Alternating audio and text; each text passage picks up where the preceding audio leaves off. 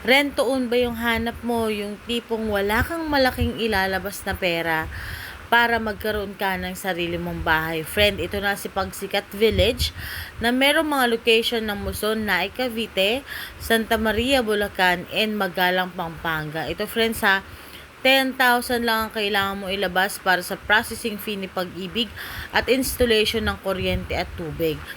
Magsisimula lang po ang inyong monthly kapag na-loan take out na ang inyong housing loan kay Pag-ibig at for turnover na po ang susi ng bahay. So, ito po ay nasa 7,000 lang ang monthly kay Pag-ibig for 30 years. Ang ganda pa nito, townhouse type na to mga moms na pwedeng magkaroon ng 2 bedroom sa loob. So kung kayo po ay naghahanap ng pabahay under Pag-ibig financing na rent to own, wala kang malaking ilalabas, 10,000 lang friend, at kung ang income mo ay nasa 21 to 25,000 pesos, pasok na pasok ka dito.